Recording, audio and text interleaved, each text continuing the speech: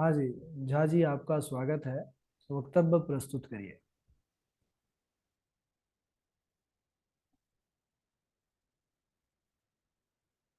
अस्मद् गुरुभ्यो नमः। अस्मत् परम गुरुभ्यो नमः। अस्मत् सर्व गुरुभ्यो नमः। श्री राधा कृष्णाभ्याम नमः। श्रीमते रामानुजाय नमः।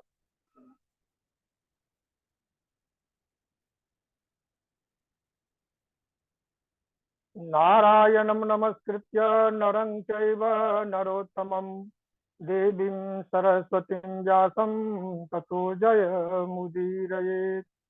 गजाननं भूतगणादिसेवितं कपित्थजम्बूफलचारुभक्षणम् उमासुतं शोकविनाशकारकं नमामि विघ्नेश्वरपादपङ्कजम्।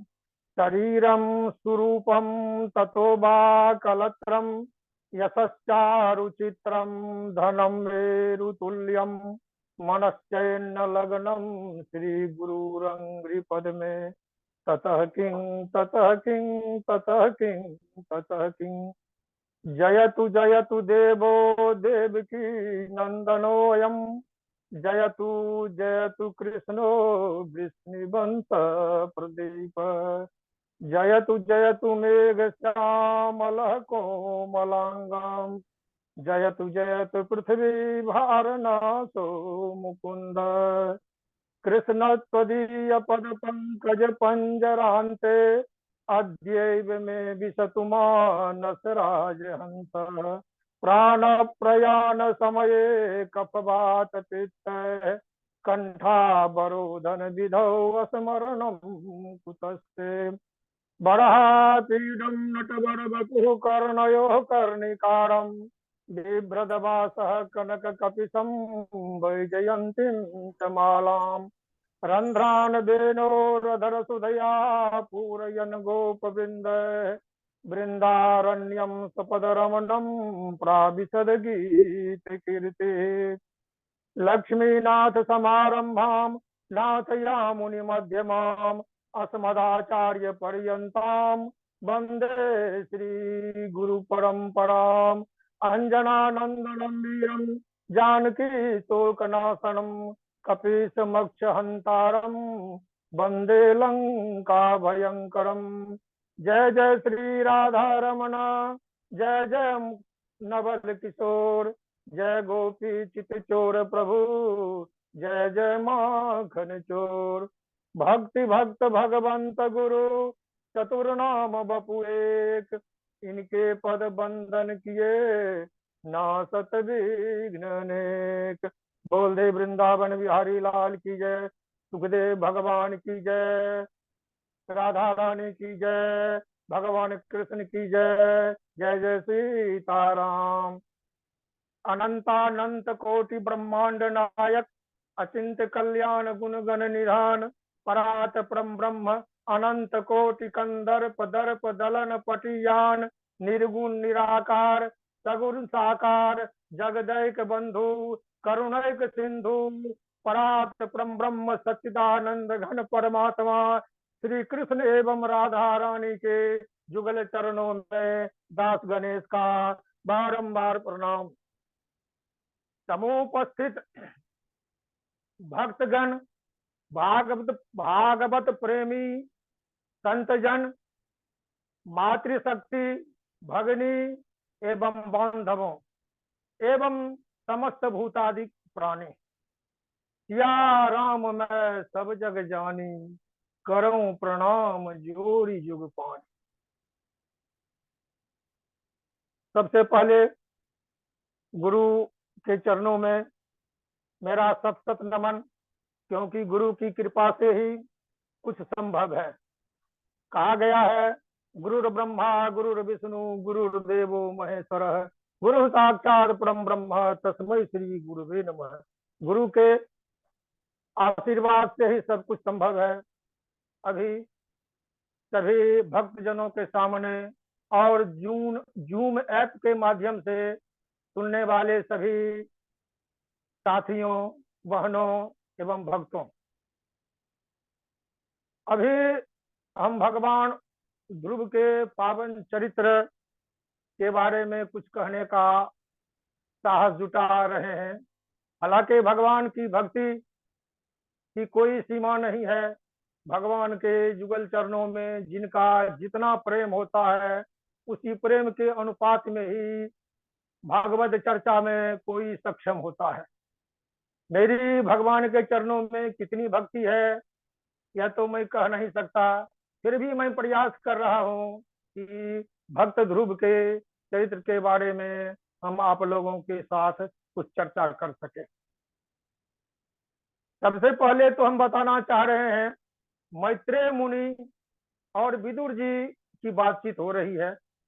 मैत्रेय जी विदुर जी को समझा रहे हैं कि आज हम हरि के अंश से उत्पन्न स्वयंभू मनु के पुत्र ध्रुव के बारे में कथा सुनाने जा रहे हैं। हे कुरुनंदन, आप ध्यान से सुने। क्योंकि मैत्रेय जी विदुर जी को समझा रहे हैं, इसलिए संबोधन में कुरुद्वह कहते हैं। हे कुरुनंदन, हे कौरव कुरु के वंशज, आज मैं ध्रुव के चरित्रों का वर्णन कर रहा हूं। इसमें प्रायः देखा जाता है कि भक्त जब भगवान की प्राप्ति के लिए अग्रसर होता है, उनके मार्ग में आने वाले सभी बाधाओं को महर्षि नारद दूर करते हैं।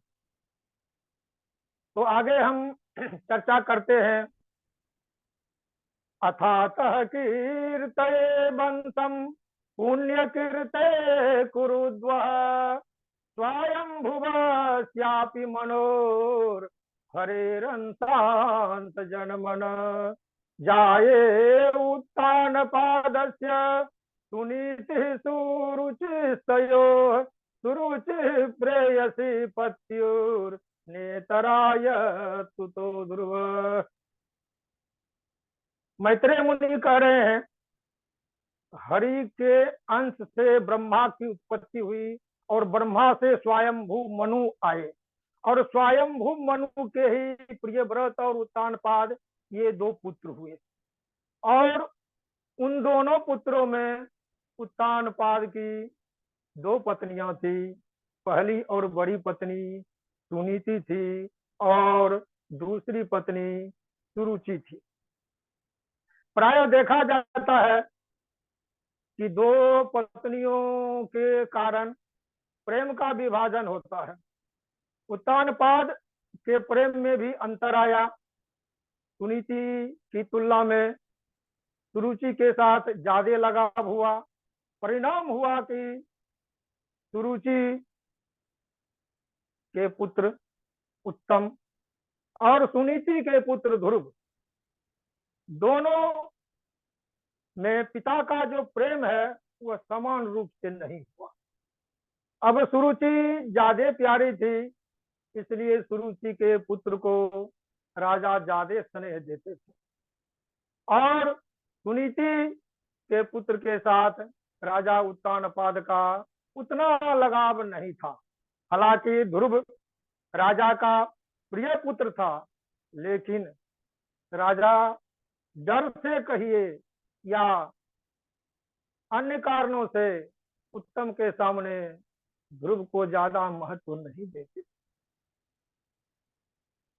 परिणाम हुआ,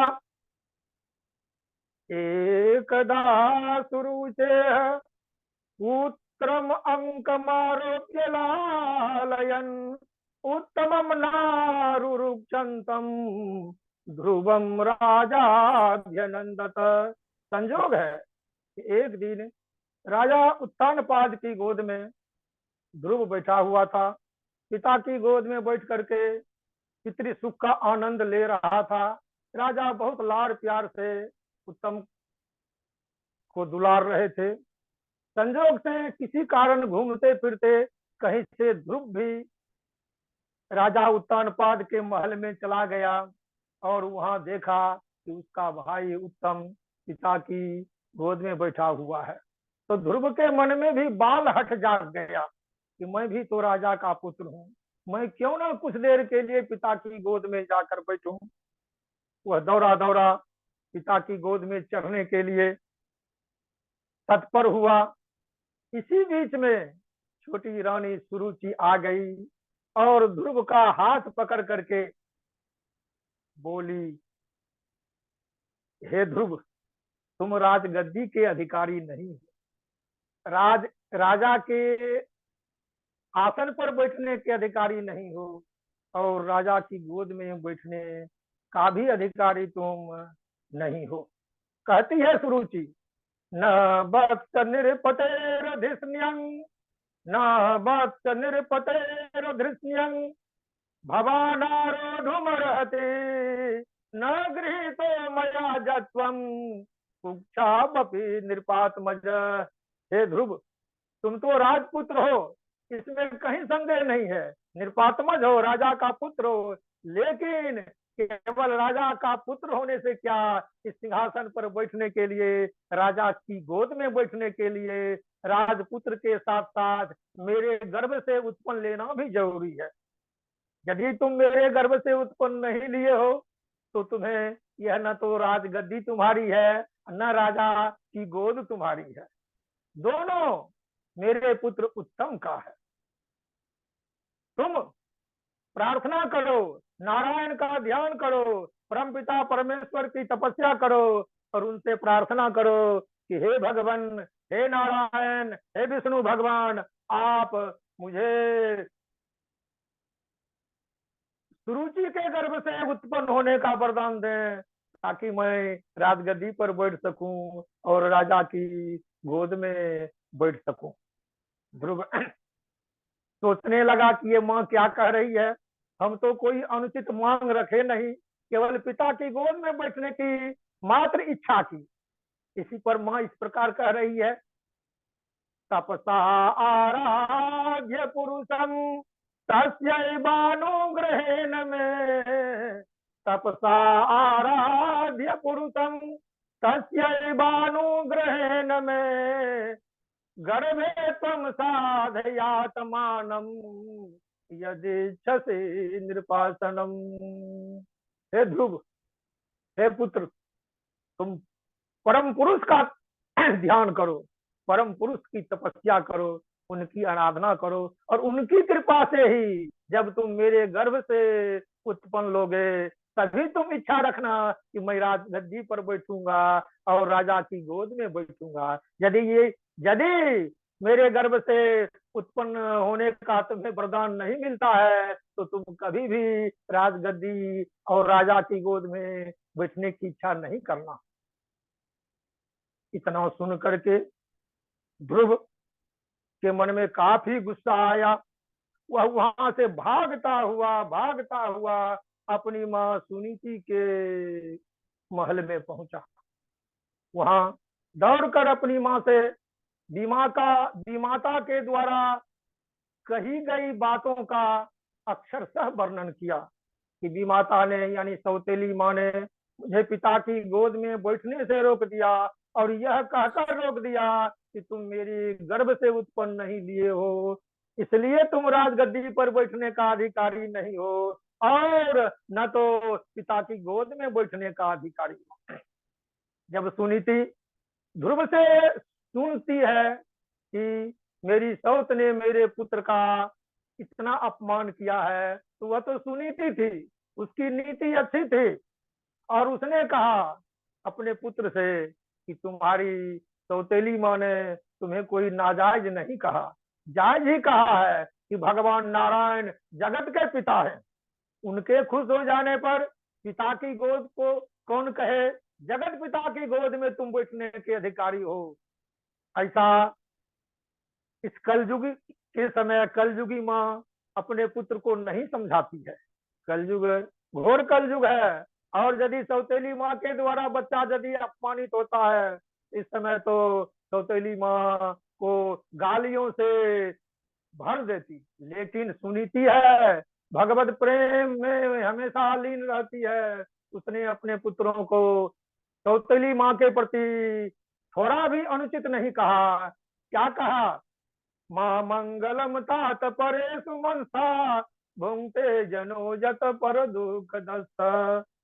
पहले तो सुनीति सोचने लगी कि मेरा जो दुख है बहुत गहरा है, फिर भी मैं अपने दुख से अपने पुत्र को क्यों दुखी करूं। उसने समझाया, हे पुत्र, यदि मन में कुछ पाना चाह रहे हैं और पाने में कोई बाधा होती है तो भी दूसरों के बारे में कभी भी अमंगल की कल्पना भी नहीं करना, क्योंकि जो दूसरों के बारे में अमंगल की कल्पना करता है उसका दुख दिनों दिन बढ़ता जाता है, उसका दुख घटता नहीं है। यदि तुम्हें इस दुख से उबरना है तो माँ के कथन के अनुसार काम करो। माँ ने जैसा कहा, विमाता ने जैसा कहा कि परम पुरुष परमात्मा की आराधना करो, भगवान विष्णु की आराधना करो, उनके प्रसन्न होने पर तुम्हें सब कुछ मिलेगा, यह बात सही है। सुनीति ने भी अपनी सौत के कथन का समर्थन ध्रुव से कर दिया। ध्रुव उसी समय माँ से आशीर्वाद लेकर के भगवान नारायण की तपस्या करने के लिए घर से निकल जाता है। वह चलता जा रहा है, चलता जा रहा है।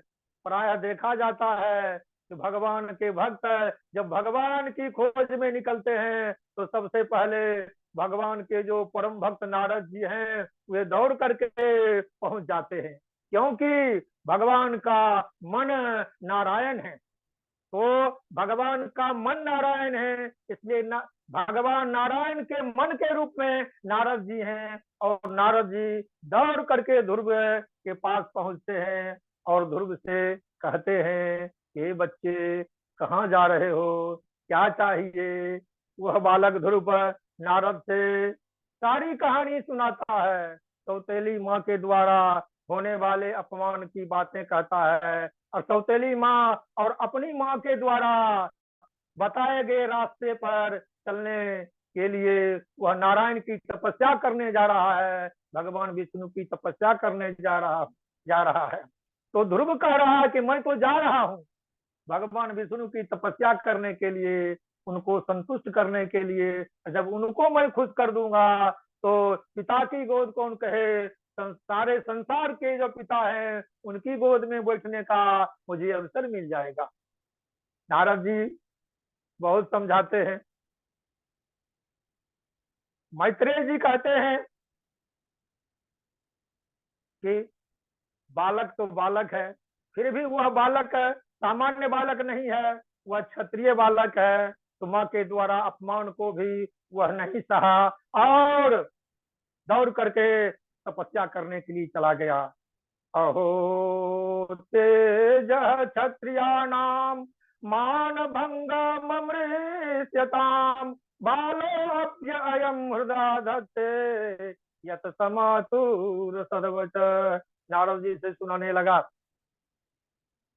कि यही बात है, माँ के असद वचन से, सौतेली माँ के असद वचन से मैं भगवान की तपस्या करने जा रहा हूँ और मुझे माता जी का भी आदेश प्राप्त हो गया है, इसलिए आप मुझको समझा बुझा करके लौटाने की चेष्टा नहीं करें।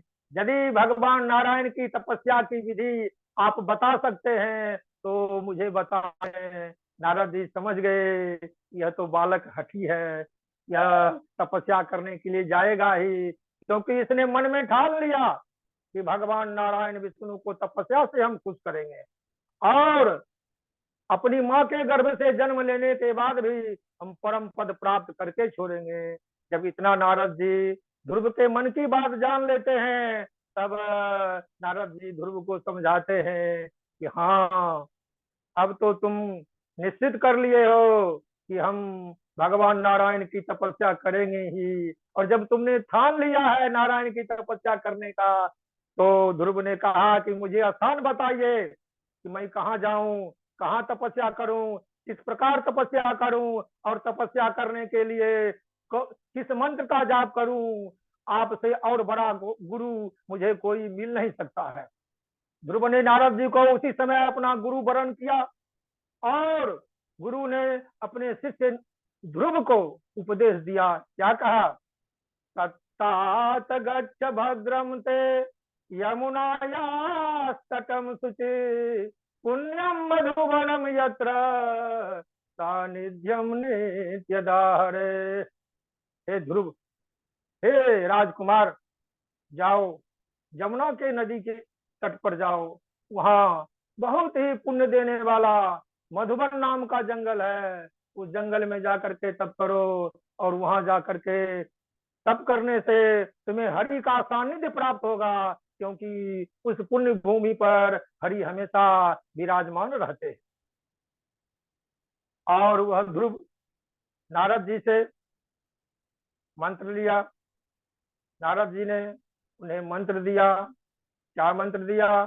ओम नमो भगवते वासुदेवाय मंत्रे नानेन देवस्य कुर्याद द्रव्यमयीं बुध सपर्याम विविधर द्रव्यर देश काल विभाग बीच। नारद जी ने मंत्र भी दे दिया, क्योंकि ध्रुव का गुरु बन चुके हैं। ध्रुव ने नारद जी को गुरु माना, तो गुरु का कर्तव्य होता है कि शिष्य को उचित मार्ग दिखावे। तो नारद जी ने ध्रुव को मार्ग बताया। चले जाओ यमुना के तट पर, और वहां पुण्य देने वाला मधुबन है। वहां जाकर के, जहाँ नित्य हरि विराजमान रहते हैं, हरि की कृपा वहां भजन करने वाले को हमेशा मिलती है। वहीं जाओ और इसी मंत्र का जाप करो। ओम नमो भगवते वासुदेवाय, ओम नमो भगवते वासुदेवाय। इसी मंत्र का जाप करो, और इसी मंत्र के जाप करने से तुम्हारे पूर्वजों ने भी सुख संपत्ति सौभाग्य की प्राप्ति की है। बालक ध्रुव नारद जी को गुरु मान करके, नारद जी के बताए गए मार्ग पर चल करके यमुना के तट पर मधुबन पहुंचता है। वहां यमुना नदी में स्नान करता है, नित्य कर्म संध्या बंदन आदि करता है, भगवान का ध्यान करता है।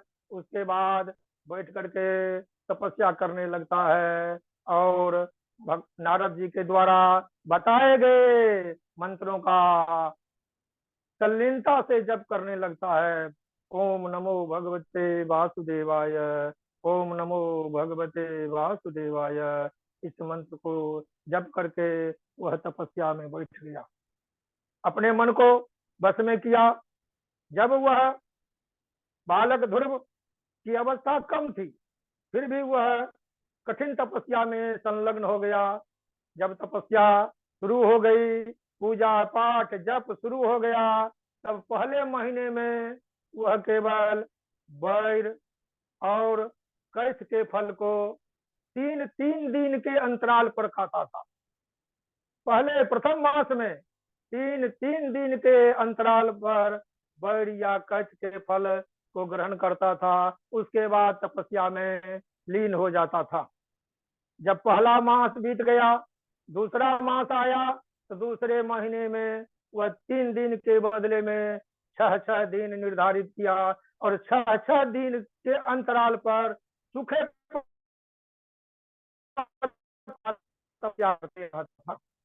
दूसरा महीना बीत गया। जब तीसरा महीना आया, धीरे धीरे तपस्या की पराकाष्ठा को वह बढ़ाने लगा। तीसरे महीने में वह पत्ता खाना भी छोड़ दिया, और 9 दिन पर केवल अभभक्त यानी पानी पी करके तपस्या करने लगा। 3 महीना बीत गया। जब चौथा महीना आया, तो पानी पीना भी छोड़ दिया। चौथे महीने में वह 12 दिन के अंतराल पर केवल एक बार श्वास लेता था, और उसी श्वास के बल पर वह तपस्या में लीन हो जाता था। 4 महीना बीत गया। 5वां महीना बीत गया। 5वां महीने में उसने क्या किया? 12 दिन पर जो एक बार वह श्वास लेता था, तो उसने श्वास लेना भी 5वें महीने में बंद कर दिया। और जब श्वास लेना बंद कर दिया, 5वां महीना बिना श्वास लेते ही तपस्या करते रह गया। 6ठा महीना आया, तो वह एक पैर पर खड़ा हो गया, और पैर के अंगूठे से पृथ्वी को दबा करके तपस्या करने लगा, और लगातार मन को अपने नियंत्रण में करके परमपिता परमेश्वर को हृदय में ध्यान करके परमपिता परमेश्वर भगवान नारायण के अतिरिक्त अन्य किसी का स्मरण भी ना किए, वह श्वास लेना भी बंद कर दिया। और जब देवताओं की श्वास रुकने लगी, सभी देवता परेशान हो गए। ऐसी कौन सी बात है कि हमारी श्वास प्रक्रिया में बाधा हो रही है। दौड़े दौड़े भगवान के पास गए। भगवान ने समझाया कि देवताओं, चिंता करने की कोई बात नहीं है। मेरा एक भक्त है जिसने तपस्या की उच्चतम सीमा को प्राप्त कर लिया है। अब तो मुझे उसके पास जाना है। आप लोग निश्चिंत होकर के अपने अपने लोग चले जाएं। मैं जाऊंगा और अपने भक्त को उचित वरदान दे करके उसे तपस्या से अलग करूंगा। भगवान नारायण चल दिए भक्त ध्रुव के पास। बोल दे भगवान नारायण की जय। भक्त के पास गए और भक्त के सामने खड़ा है, लेकिन भक्त आंख बंद करके अपने हृदय में जो विराजमान भगवान नारायण है उसका ध्यान कर रहा है। क्योंकि अंदर में जो भगवान है उसके ध्यान में ध्रुव इतना तल्लीन है कि बाहर में जो खड़े भगवान है उन पर ध्यान ही नहीं जाता है। क्योंकि बाहर में जो भगवान खड़े हैं वही भगवान उनके अंदर भी है। जब अंदर में भगवान है और उस भगवान को वह देख रहा है, आंतरिक चक्षु से देख रहा है, बाहरी चक्षु को बंद करके ध्यान में लगे हुए हैं, तो क्या देखता है कि नारायण ने सोचा कि जब तक इसके अंदर में जो मेरी मूर्ति है उसको यदि मैं नहीं निकालूंगा तब तक यह आंख नहीं खोलेगा। नारायण ने माया का स्मरण किया और वैष्णवी माया के प्रभाव से उसने ध्रुव के अंदर जो भगवान नारायण की मूर्ति थी जिसका वह लगातार ध्यान कर रहा था उस मूर्ति को खींच लिया। ज्यों ही भगवान ध्रुव के हृदय से निकले, ध्रुव का एकाएक ध्यान टूट गया। वह आंख खोलता है और देखता है नारायण तो सामने में खड़े हैं। जो नारायण ध्रुव के अंदर हृदय में थे, हृदय से निकलकर वही नारायण आगे खड़े हैं। तो सामने में उसने शंख चक्रधारी भगवान विष्णु को देखा।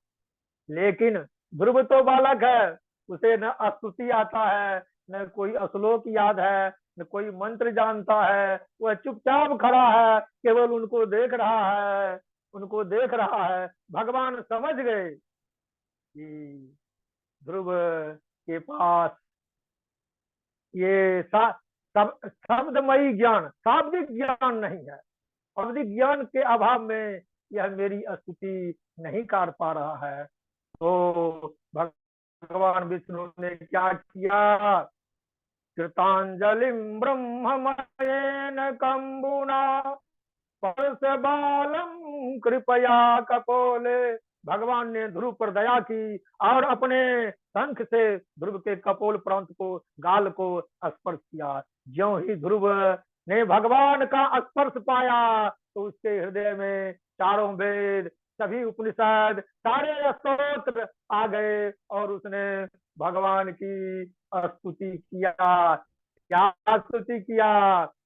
योऽन्तः प्रविश्य मम वाचमिमां प्रसोक्तां संजीवयत्यखिल शक्तिधरः स्वधाम्ना अन्यांश्च हस्तचरणश्रवणत्वगादीन् प्राणान्नमो भगवते पुरुषाय तुभ्यम्।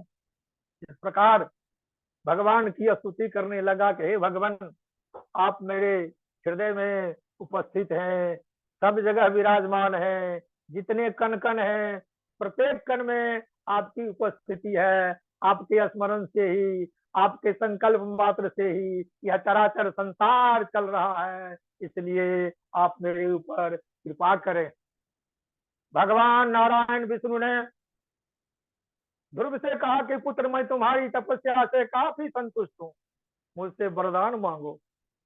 ध्रुव चुपचाप खड़ा है, वह कुछ मांग नहीं रहा है। भगवान ने कहा कि मैं समझ गया, तुम्हें अपमानित होना पड़ा है विमाता के द्वारा, और तुम्हें मैं वह पद देता हूँ जो आज तक किसी ने प्राप्त नहीं किया। मैं तुम्हें सप्त ऋषियों से भी ऊंचा पद, ध्रुव पद देता हूँ, और समय आने पर तुम्हें मुक्ति मिलेगी। और मुक्ति से पहले तुम 36,000 वर्षों तक शासन करोगे। ऐसा वरदान दे करके ध्रुव भगवान विष्णु ने ध्रुव को तपस्या से अलग किया और आशीर्वाद दे करके अंतर्धान हो गए और अपने लोग चले गए। ध्रुव भगवान से वरदान लेकर के वापस लौटा। इधर जब ध्रुव तपस्या करने के लिए निकल चुका था तो उत्तानपाद बहुत परेशान थे, क्योंकि उन्हें आत्मग्लानि भी हुई कि मेरे अपमान के चलते ही मेरा पुत्र ध्रुव घर से चला गया। लेकिन संजोग से नारद जी तो नारद हैं, वे तो कहीं स्थिर रहते नहीं हैं। यह खुशखबरी सुनाने के लिए उत्तान के पास चले जाते हैं और उनको सुना देते हैं कि आपका पुत्र कहीं गया नहीं है, वह तो भगवान की तपस्या करने में लीन है, आप चिंता न करें, वह भगवान से वरदान प्राप्त करके ही वापस आएगा।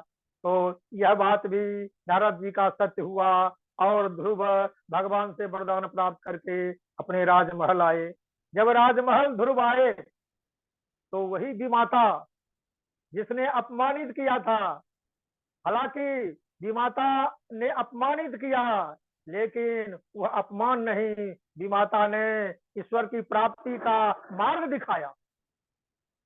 तो विमाता भी बहुत प्रसन्न है, ध्रुव का स्वागत होता है, आरती की थाली सजाती है सुरुचि और उसकी अर्चना करती है, उसे राजमहल आदर के साथ लाती है। दोनों सुरुचि और सुनीति अपने पुत्रों को पाकर के धन्य धन्य होती है। उत्तानपाद देखते हैं कि मेरी अवस्था भी बहुत हो मेरी अवस्था अब शासन करने लायक रही नहीं। उसने ध्रुव को राज सिंहासन पर बैठा करके स्वयं तपस्या के लिए निकल जाते हैं। अब यहाँ ध्रुव ने सुकुमार प्रजापति की पुत्री भृणी से शादी की और उनसे 2 पुत्र हुआ। उसके बाद वायुपुत्री इला से भी उसने शादी की, उससे 1 पुत्र हुआ। कल्प और बत्सर ये दोनों भृमी से पुत्र हुए और उत्पल ये इला से पुत्र हुआ। तो ध्रुव राज्य संभालने लगा, पिता तो चले गए तपस्या करने के लिए। इधर क्या होता है, एक यक्ष ने युद्ध में उत्तम को मार दिया। उत्तम की खोज में गई उसकी माता सुरुचि भी जंगल के एक आग में जलकर मर गई। जब ध्रुव को यह जानकारी मिलती है कि यक्ष ने मेरे भाई उत्तम को मार दिया तो ध्रुव को काफी क्रोध होता है। बंधु निधन सुनी उपजा क्रोध, बहुत क्रुद्ध हुए और उसने यक्षों पर चढ़ाई की और यक्षों का वध होने लगा। अनगिनत यक्ष मारे गए। स्वयंभू मनु काफी दुखी हुए और दौड़े दौड़े अपने पोते ध्रुव के पास आए और कहा, हे ध्रुव, तुम तो भगवान को प्राप्त कर चुके हो और जिसने भगवान की प्राप्ति कर ली उसे इतना क्रोध नहीं करना चाहिए। किसी एक यक्ष के अपराध से निरपराधों का वध करना उचित नहीं है। नन्नु एकस्यापराधेन प्रसंगाद बहवो हता भ्रातृवधाभितप्तेन स्वयांग भ्रातृवत्सल। भ्रातृ प्रेम के वश में आकर के तुमने ऐसा किया है, लेकिन मृत्यु किसी के बस में नहीं है। यक्ष ने तुम्हारे भाई का वध नहीं किया, तुम्हारे भाई का वध तो तुम्हारी भाई की मृत्यु तो काल के बस से हुआ, क्योंकि काल के कारण ही किसी का जन्म होता है और काल के कारण ही किसी की मृत्यु होती है। वध करने वाला तो काल है, हत्या करने वाला काल है। तुम्हें तो भगवान शिव से और कुबेर से क्षमा मांगनी चाहिए। ध्रुव पितामह की बात को सुना और अनुभव किया कि सही कह रहे हैं। उन्होंने तुरंत युद्ध रोक दिया और भगवान शिव से और कुबेर से क्षमा मांगी। कुबेर बहुत खुश हुए, कहा पुत्र वरदान मांगो। ध्रुव ने कहा कि मुझे वरदान की क्या आवश्यकता है। फिर भी कुबेर ने वरदान दिया कि तुम्हारी भक्ति भगवान में अविचल रहेगी। तो भगवान में अविचल भक्ति का वरदान भी ध्रुव से मिला और ध्रुव पुनः लौट आया अपनी राजधानी और राजकाज करने लगा। इस प्रकार ध्रुव 36,000 वर्षों तक शासन किया और 36,000 वर्षों के शासन के उपरांत जब ध्रुव अपने पुत्र उत्कल को राज्य दे करके तपस्या करने के लिए निकल गया, ध्रुव बद्रिका वन चले गए। वहां जाकर के भगवान का ध्यान किया। वहां पर जितने भी संत महात्मा थे सबों का ध्यान किया, सबों से आशीर्वाद लिया। और वहीं जब समय आया तो सुनंद और नंद दोनों भगवान के पार्षद विमान लेकर आ गए और ध्रुव को ले जाने के लिए आग्रह किया। ध्रुव ने सभी संत महात्माओं को प्रणाम करके विमान पर चढ़ने लगे। उसी समय मृत्यु के देवता स्वयं आ गए और कहा कि बिना मुझे वरण किए कोई यहाँ से गया नहीं है। ध्रुव ने कहा ठीक है, मैं तुम्हें वरण करता हूँ। ततोत्तान पदः पुत्रो ददर्शान्तकमागतम् मृत्योर्मूर्धनि पदम दत्वा आरुरोहाद्भुतम गृहम्। तो ध्रुव ने मृत्यु का वरण किया।